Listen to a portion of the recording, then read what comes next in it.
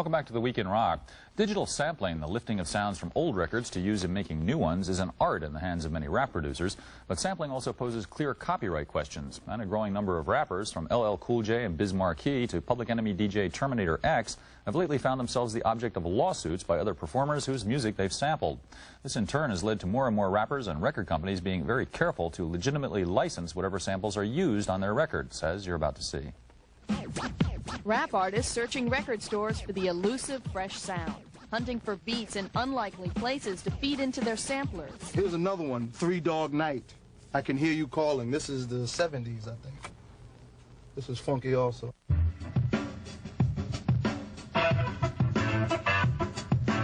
But the early and innocent days of sampling without legal permission are over. Legally speaking, you can't use any sound from someone else's record without permission. But practically speaking, producers seem to have their own rules. And the general feel is that if you've taken things like a particular bass sound, one note, or a snare or a kick drum, so forth, you may not clear those because you may be padding them with another sound from another snare, or you may have reprogrammed your own snare from a drum machine and combined it to create your own effect. Now, if you've taken a full 4-bar pattern, as rappers tend to do, and think you're not going to get caught in 1992, that's not going to happen.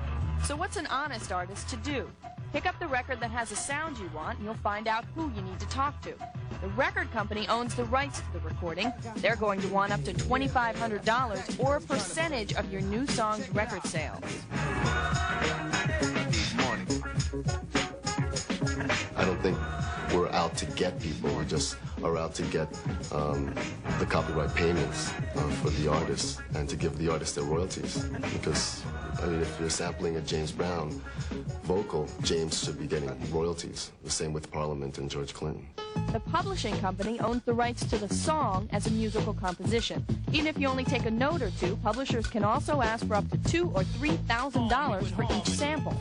But many songwriters and their publishing companies prefer to own a percentage of the new song created in part from their old work.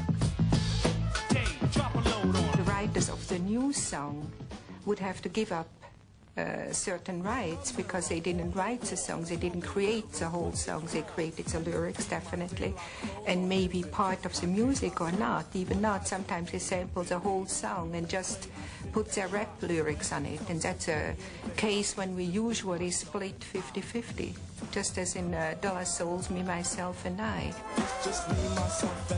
But sometimes price is not the issue. Some artists just don't want to be sampled, like Michael Jackson, the Beatles, and Led Zeppelin.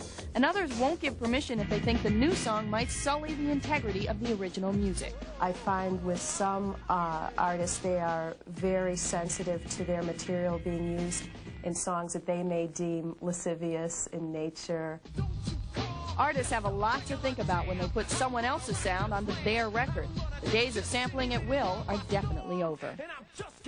There are a lot more people out there waiting and watching and looking for a sample that they can come after you on. Sampling has become like driving. It's not a right, it's a privilege. And if you abuse that privilege, you're out of here.